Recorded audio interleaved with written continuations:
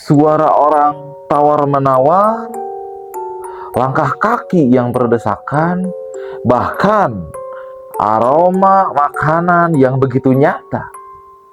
Tetapi ketika dicari tempatnya, tempat tersebut kosong. Banyak orang percaya itu bukan halusinasi. Itu pasar gaib. Konon, pasar ini muncul di waktu-waktu tertentu dan bahkan tidak semua orang bisa melihatnya. Yang paling berbahaya, ketika seseorang sudah masuk ke pasar gaib ini dan dia tidak bisa selamat atau kembali ke dunia manusia.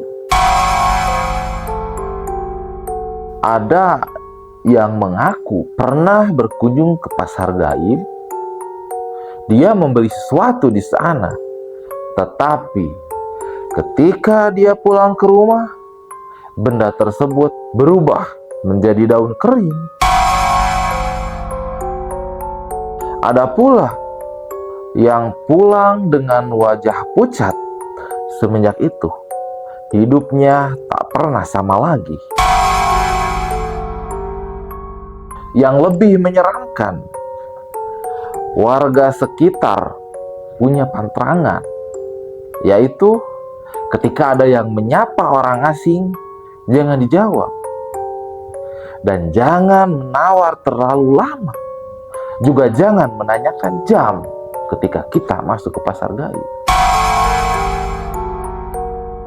Di video kali ini, saya akan mengungkap cerita-cerita tentang pasar gaib dan tanda-tanda kemunculannya dan apa saja yang terjadi ketika seseorang dengan tidak sengaja masuk ke pasar gaib.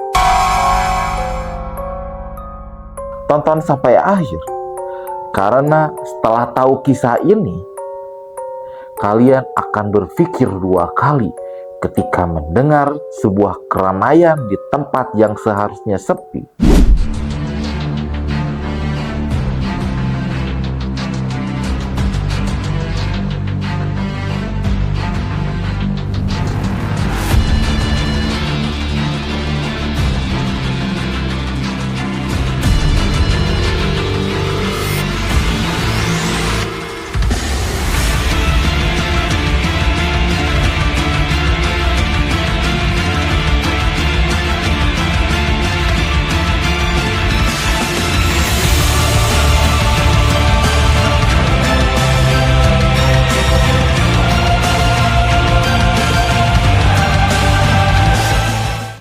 Assalamualaikum warahmatullahi wabarakatuh. Jumpa kembali bersama saya, Mangkus, di channel Kusyairi Doang.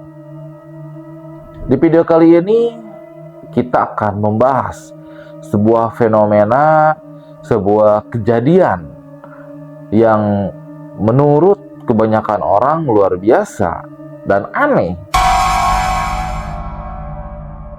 Karena ketika seseorang melihat sebuah keramaian yang seharusnya sepi di tempat tersebut, inilah pasar gaib. Pasar gaib ini tidak setiap hari atau setiap waktu muncul, karena pasar gaib ini muncul di waktu-waktu tertentu. Dan yang lebih anehnya, tidak semua orang bisa melihat atau berkunjung ke pasar gaib ini. Karena hanya orang-orang tertentu yang menemukan pasar gaib ini. Pernah satu ketika, ini true story, real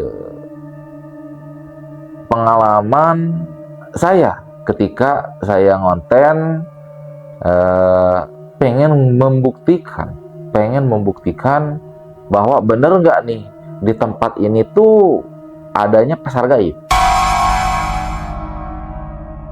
Saya datang ke satu tempat dengan berbekal cerita seseorang, dan orang tersebut bukan siapa-siapa ya, masih saudara, bahwa si bapak ini pernah melihat pasar gaib.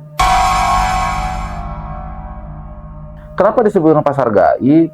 Karena berada di tempat yang seharusnya sepi.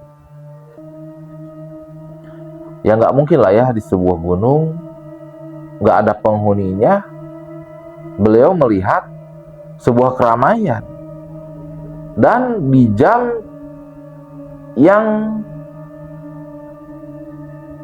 relatif sepi, ya malam hari lah, sekitar jam 11 sampai jam 12 malam. Secara logika kan nggak mungkin gitu. Di sebuah gunung ada keramaian sekitar jam 11 sampai jam 12. Itu kan waktunya orang tidur kan. Nah, dengan berbekal cerita seperti ini, saya pengen membuktikan bahwa benar enggaknya ini pasar gaib. Satu ketika saya melakukan perjalanan yang diterangkan sama si bapak ini. Singkat cerita, saya datang sekitar jam 11-an, tapi belum jam 12. Nah, di sana saya bersama teman saya datang seperti biasa, kita menyiapkan alat seperti kamera, tripod, dan lain sebagainya ya. Di sana kita diam, kita ngobrol tentang masalah gaib, tentang masalah pasar gaib, bahwa ini sesuatu yang sangat beresiko.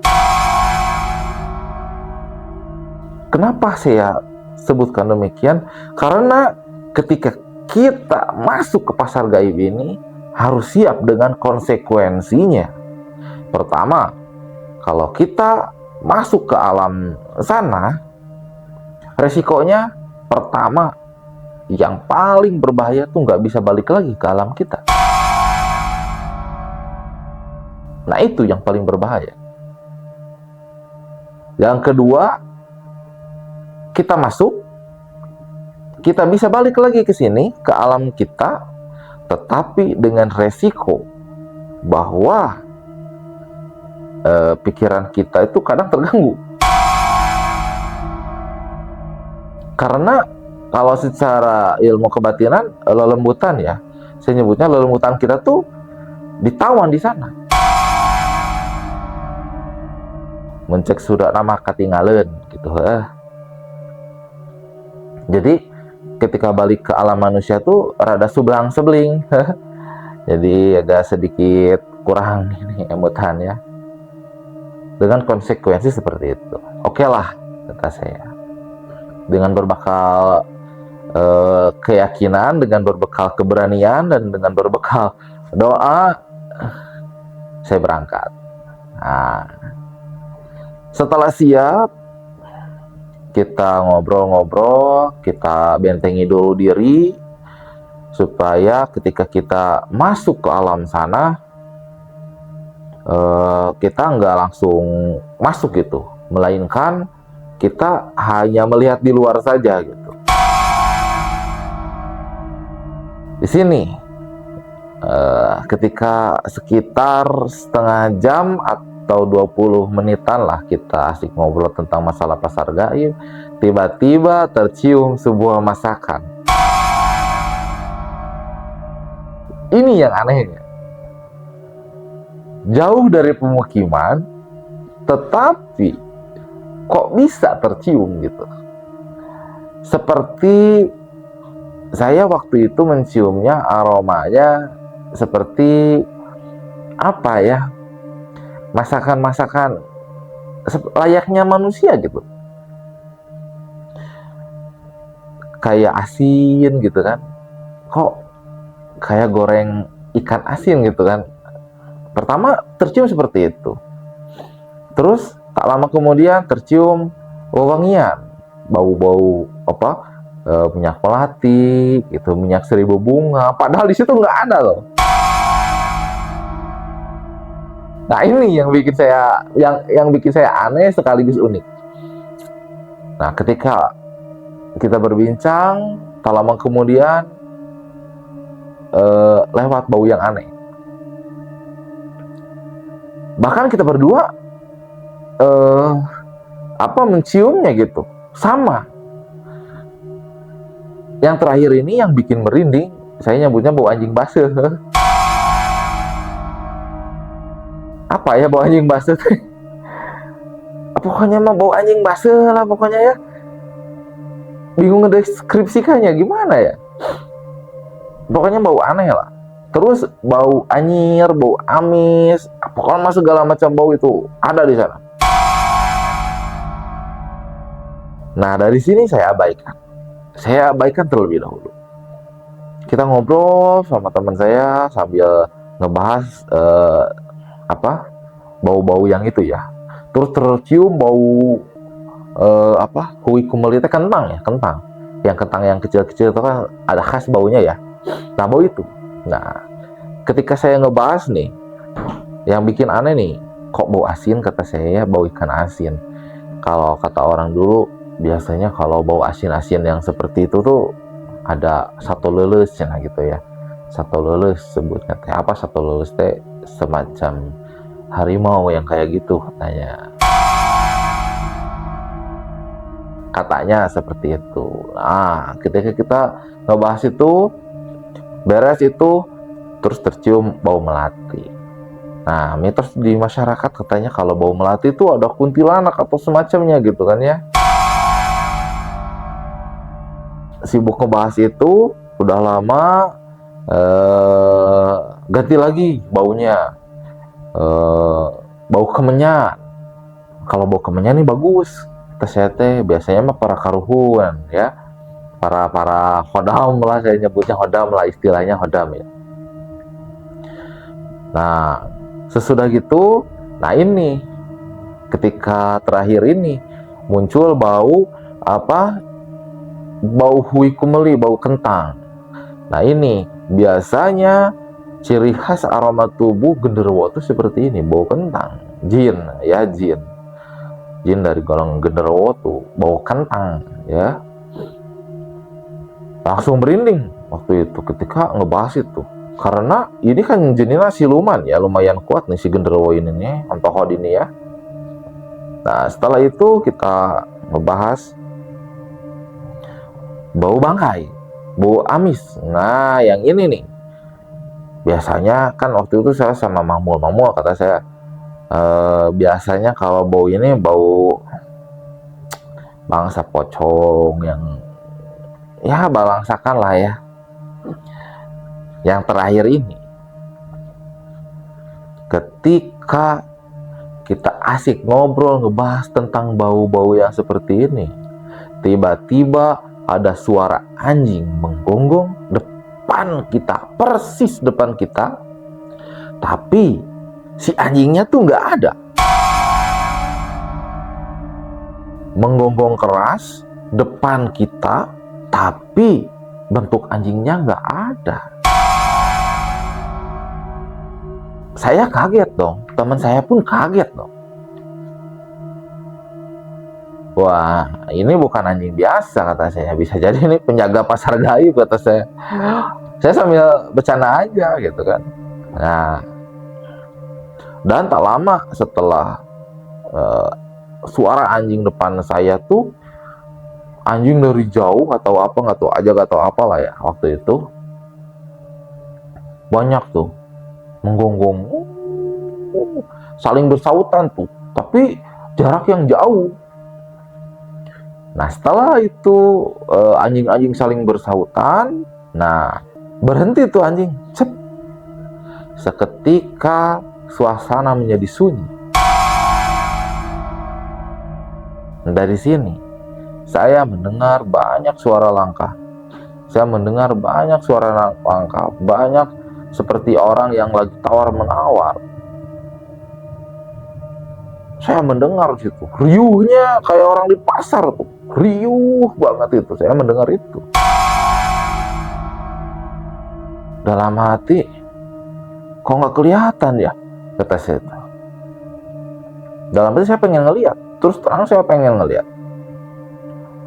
Nah, yang ini nih, ketika saya bilang dalam hati pengen ngelihat, tiba-tiba qadarullah diperlihatkan sebuah penampakan yang bikin saya takjub ya. Tapi saya nggak berani masuk, terus terang. Saya melihat dari jauh, kok kata saya, ini mungkin ya pasar gaib.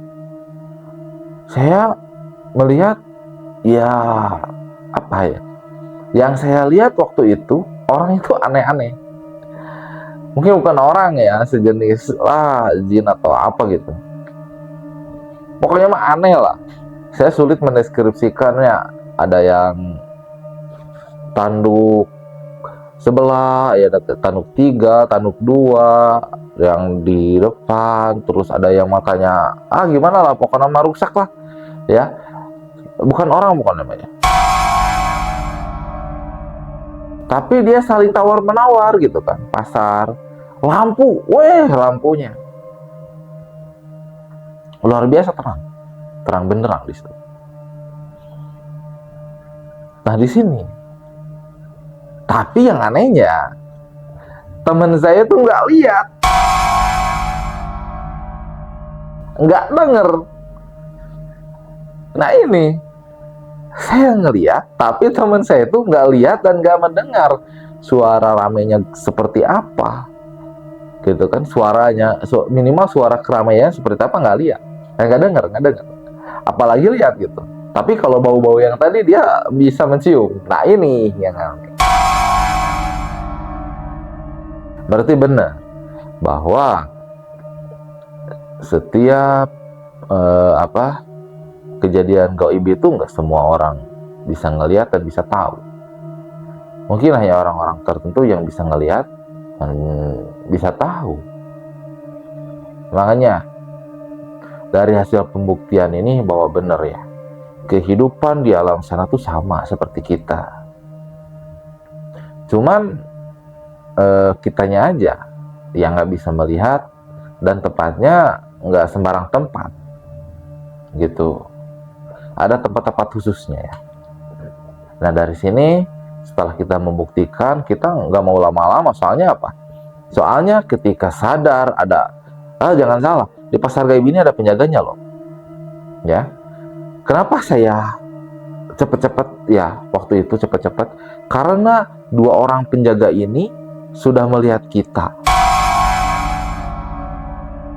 bahwa penjaga ini sadar ada entitas, saya nyebutnya entitas lain mungkin lah, selain dari golongannya, ngelihat aktivitas pasar gaibnya ini. Nah, di sini ketika penjaga itu ngelihat saya, terus dia mau nyamperin saya di sini, saya buru-buru tutup, saya beres-beres sama teman-teman saya, ayo cepet-cepet kata saya. Nah di sini karena ya saya juga manusia, karena ada rasa takut lah ya, karena takut dibawa ke alam sana kan, bahaya itu ya. Nah di sini saya cepet-cepet beresin dan pulang. Nah di sini ini terus terang pengalaman yang paling ya menurut saya paling luar biasa ya, bahwa ternyata ada kehidupan selain manusia juga, aktivitasnya juga sama seperti manusia, cuman beda alam aja. Sebenarnya masih banyak nih yang diceritakan. Nah dari cerita ini saya simpulkan buat teman-teman yang misalkan bepergian ke gunung atau kemanapun yang di banyak cerita masyarakat angker, ya jangan ini ya, bahwa tidak semata-mata masyarakat setempat menyebutkan tempat itu angker kalau belum ada kejadian yang sering dan berulang, pasti. Nah saya udah membuktikan sendiri, makanya jangan kalau kata orang Sunda, jangan sompral lah kalau di gunung. Soalnya apa? Soalnya ketika kita sompral atau seenaknya ngomong, kita mengeluarkan aura-aura negatif dan itu diserap sama mereka dan mereka pun bisa tahu. Nah, di sini kita kadang kalau bicara aneh-aneh di gunung suka disesatkan atau terus aja muter-muter di sana. Nah, ini yang bahaya ya. Di genjutsu, saya nyebutnya genjutsu, hati-hati di genjutsu sama juring malah liar ya.